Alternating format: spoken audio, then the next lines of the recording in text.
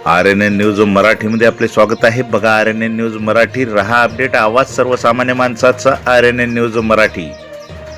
पुसद तालुक्यातील परिसरात महसूल प्रशासनाच्या आशीर्वादाने अवैध मुरुम उत्खननामुळे लाखो कोट्यावधीचा महसूल बुडीत।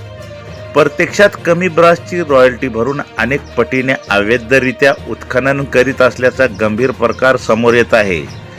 कंटूर मॅपने मोजणी केल्यास मोठे गबाड उघडे पडू शकते। सकाळी 5 वाजल्यापासून जेसीबीची खरखर व टिप्परची टरटर सुरू।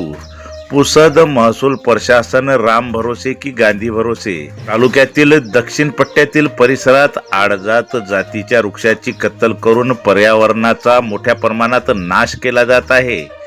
त्यामुळे पर्यावरणाचा समतोलही पूर्णपणे ढसळत चालला आहे। तसेच अवैधरित्या मोठ्या प्रमाणात बेकायदा मुरुम उत्खनन सुरू असल्यामुळे शासनाचा कोट्यावधी रुपयाचा महसूल बुडत असल्याची गंभीर बाब समोर आली आहे।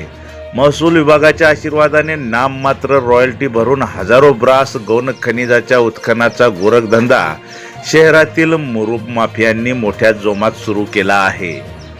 तर अनेक पडीक तसेच गरीब शेतकऱ्यांच्या जमिनीवर अनेक नैसर्गिक संपत्तीवर या मुरुम माफियांची नजर असून रात्रीच्या वेळेस तसेच मोठ्या प्रमाणात जेसीबी पोकलेन मशीनच्या सहाय्याने गौण खनिजाचे अवैधरित्या उत्खनन आणि वाहतूक केली जात असल्याची माहिती स्थानिकांकडून मिळत आहे।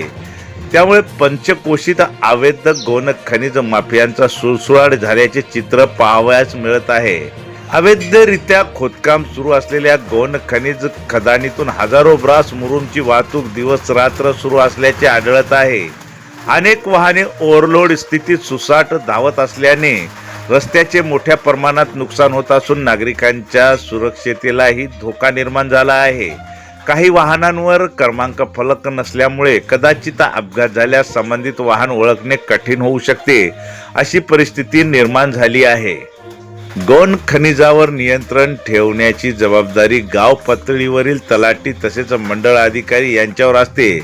परवानगी प्राप्त उत्खनन परवान्याच्या अटीचे पालन होत आहे की नाही याची पाहणी करून नियमित अहवाल तहसील कार्यालयात सादर करणे अपेक्षित आहे। परंतु या महाभाग शासकीय सेवेत राहून उपऱ्या कमाईच्या हौसेपोटी या कर्मचाऱ्यांनी धृतराष्ट्राचे सोंग घेतले आहे। तरीही मुरुम माफिया महसूल प्रशासनातील काही कर्मचाऱ्यांना हाताशी धरून अल्प व तात्पुरता मुदतीचा गौण उत्खननाचा परवाना आदेश करून किंवा प्रत्यक्षात कमी ब्रासची रॉयल्टी भरून अनेक पटीने अवैधरित्या उत्खनन करीत असल्याचा गंभीर प्रकार समोर येत आहे।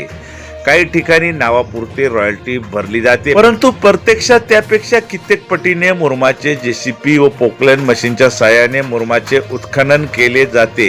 तर संबंधित प्रशासनाचे किंवा जिल्हा खनिकर्म अधिकाऱ्यांनी या अवैध गौण खनिजाच्या उत्खननाची कंट्रोल मॅपने मोजणी केल्यास मोठे गबाड उघडे पडू शकते। तसेच या अवैध उत्खननाच्या पार्श्वभूमीवर अवैध उत्खननाला काही महसूल विभागाच्या अधिकाऱ्यांच्या आणि कर्मचाऱ्यांचा आशीर्वाद असल्याची चर्चा परिसरात रंगली आहे आणि या प्रकरणाची सखोल चौकशी करून दोषी अधिकारी आणि कर्मचाऱ्यांवर कठोर कारवाई करावी, अशी मागणी काही सामाजिक कार्यकर्त्यांनी केली आहे।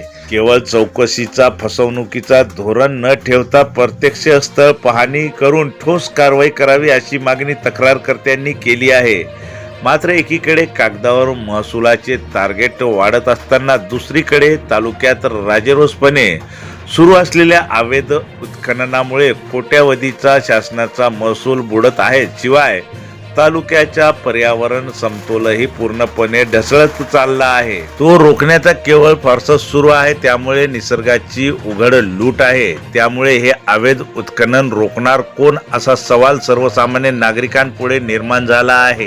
परिसरात सुरू असलेल्या अवैध गौण खनिज उत्खनन आणि वाहतुकीमुळे शासनाचा लाखो कोट्यावधी रुपयाचा महसूल बुडत असल्याची शक्यता व्यक्त होत असून महसूल विभागाने तातडीने ॲक्शन मोडवर येऊन कडक पावले उचलावीत, अशी मागणी तक्रारकर्त्यांनी केली आहे।